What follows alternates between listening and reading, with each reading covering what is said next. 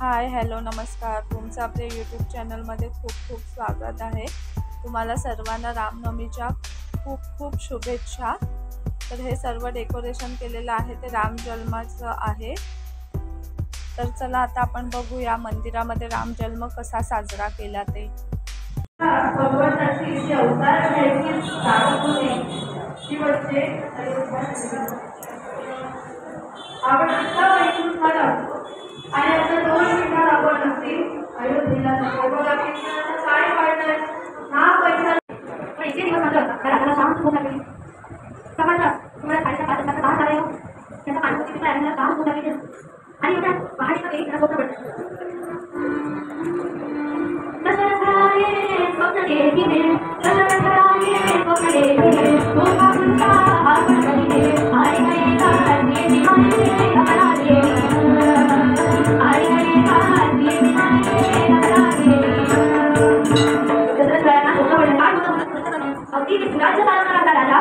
नेहमी माझा प्रजेचं गीत होणारा कवी राजा आणि त्याला स्वप्न काय पडतंय ते निरपराध अशा 2 पुरुषांचं आणि एका स्त्रीचं हत्या झालेली घटना. काय अगदी लगेच सकाळ झाल्यावरती त्याने आपल्या गुरुंना बोलून ठेवलं आणि त्यांना हा वृत्तांत सांगावा की मला असं स्वप्न पडलं हो. यावरती गुरुदेव म्हणतायत गुरु बोले हे दुष्ट स्वप्न तीन श्वापदे मारून मग त्यांची शांती करून दोष दूर करावा.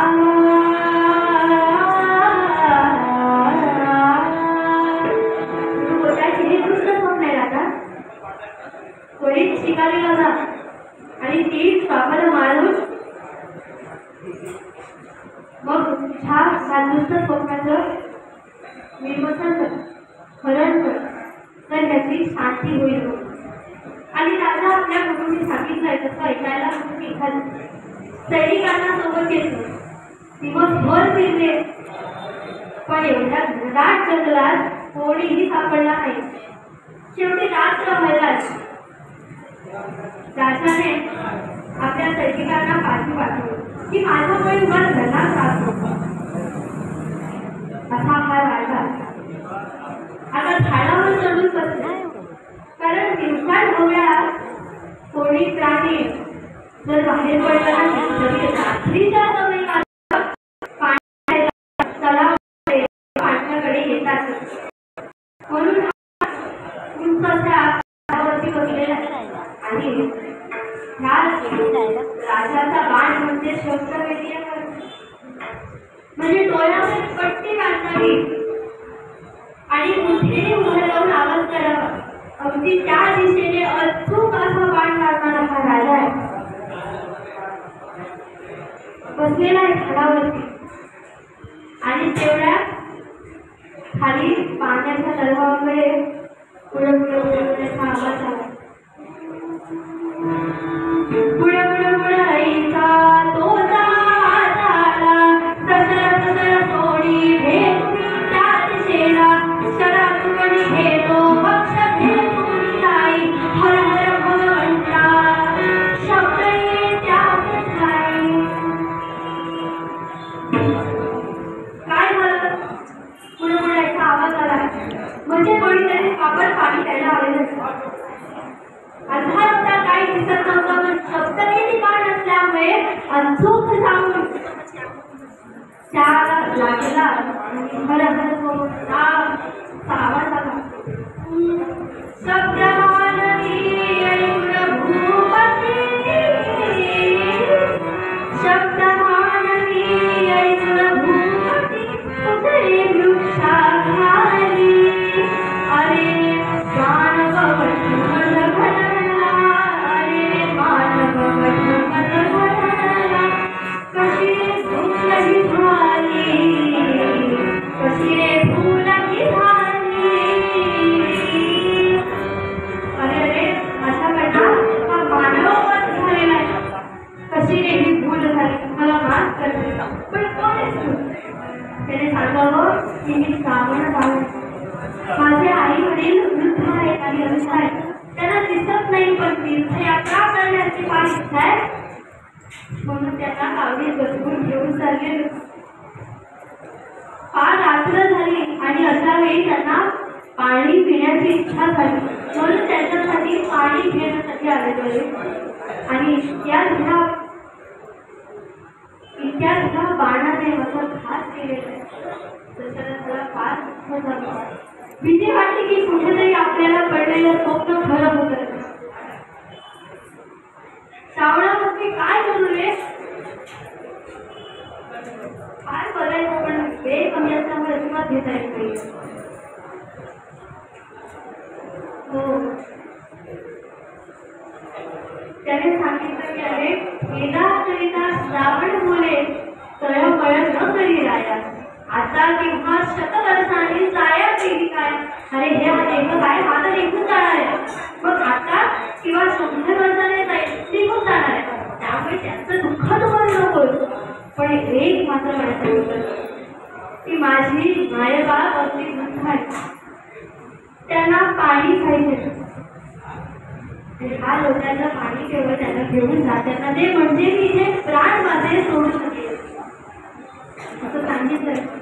राजाला दुःख झालंय आणि आता खबर आहे की ह्याचा आई बाबांना जाऊन सांगायचंय की मीच तुमचा मुलाला मारलाय, नंतर मीच पाणी द्यायचंय. गडबडले राजा, पण काय करणार, सावध लागलं आणि जाऊन आता श्रावण बाळाच्या आईसमोर उभे राहिले आणि त्याच्या हातासमोर तो लोटा ठेवून दिला. श्रावणा, अरे आला, पण तू बोलत का नाही? रागावत इतक्या रात्री तुझी झोप फोड करून तुला पाणी आणायला पाठवलं म्हणून रागावत नाच करणार. पण मग तू बोलला नाहीस ना तर मी आम्ही पाणीच पिणार नाही. साईने अड झाली. आता राजाने काय करावं? काही इलाज नव्हता.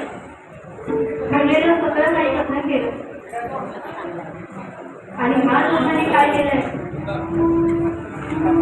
प्राणात काळी मग शापी तिच्या नरेशा, सुपुत्र पुत्र करिता मरशी लायता. आई देव दोन्ही जगले विजदेव त्यागी, राजांगणी हर्षान मारी. काय केलं? त्या दोघांनी त्याला शाप दिला की जसं आम्ही आता आमच्या पुत्राच्या नावाने लढत लढत मरणारा जाऊ, तसंच तुझ्यासोबतही होईल.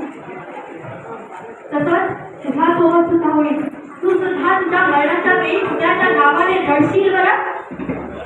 आता दशरथाला दुःख झालं आणि एका बाजूला आनंद सुद्धा झाला की मी एवढे वर्ष त्या दुःखात माझं जीवन काढलं की मला पुत्र नाही, मला आता पुत्र प्राप्ती होणार त्या श्रापाच्या निमित्ताने. पण त्या पुत्राच्या विरहात मी असं दुःखात होता. कारण काही कबूलना पुत्र प्राप्ती तरी आहे. म्हणून राजा अयोध्येत परत आले आणि आपल्या गुरुला झालेलं सगळं कबूल केलं आणि गुरुनी आज्ञा केली की तू अश्वमेध यज्ञ करावा, पुत्र कामेशची यज्ञ करावा.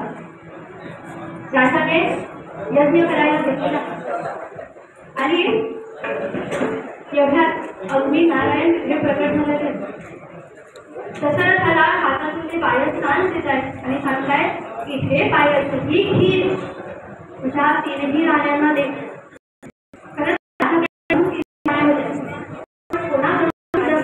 त्यामुळे मुखाच्या 3 राण्या त्यांना दे आणि त्यांना दिलं तर शूरवीर असे योद्धे जन्माला येतील आणि या कुळाचं नाव फार उच्च करून या भूजलावरती राज्य करतील. राजाने तसंच केलं. सगळ्यांना वाटा वाटला, पण कैकईच्या वाटेला मात्र आधीच कमी मिळालेलं आणि त्याच नंतर खालीने येऊन त्याचा थोडा वाटा चोटीची घेऊन तिथे अंजनी मातांचा मुखपाट टाकला. म्हणून ही कौशल्या राणी ही राजाची लाडकी आहे, पण आता रागावून बसल्यामुळे एवढ्याच गुरुनी राजाला आज्ञा केली आणि आता राजा येत आहे म्हणून दरवाजाच्या दिशेने आपली पाठ केली. राजा विचारताय की काय झालं? अशी रागावून तुझ्या मनाची इच्छाही पूर्ण करायला आलो आहे असं म्हणत ती बोलली इच्छा पूर्ण करायला कळायला की राजा दशरथ येत आहे.